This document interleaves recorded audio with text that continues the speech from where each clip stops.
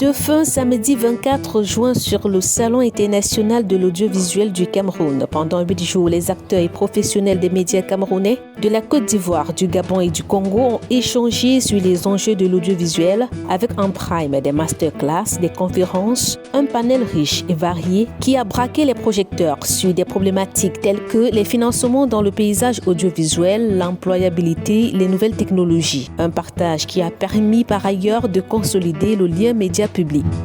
On s'est rendu compte effectivement qu'il y avait une possibilité d'échanger avec les hommes des médias. Il y a également une possibilité pour les hommes des médias de savoir qu'il y a des produits au Cameroun, il y a des producteurs, mais qui ne savent pas qu'il est possible pour les hommes des médias c'est-à-dire il y a des possibilités de faire des partenariats. Un pari gagné pour la promotrice de ce salon, Yolande Bodium, qui a déjà à l'esprit de passer au peigne fin tous les manquements pour de meilleures perspectives. Un salon, en fait, c'est un espace, une plateforme qui est mise en place pour que chacun vienne capitaliser.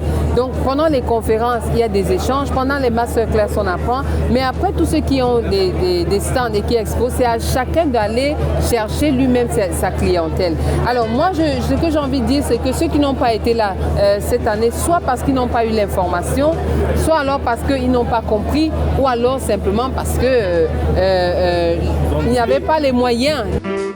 Pour cela, elle appelle à une synergie d'action. Elle dit que la prochaine édition, il ne faut pas la louper parce que c'est très important. Je suis contente parce qu'il y a eu beaucoup de jeunes, beaucoup d'enfants et certainement qu'il y a des vocations qui ont été suscitées. Maintenant, c'est de montrer le droit chemin. Je prie pour que tout ce qui a été appris ici, là, que les uns et les autres mettent en pratique déjà pour commencer. Et ce n'est que comme ça que nous allons faire bouger les choses.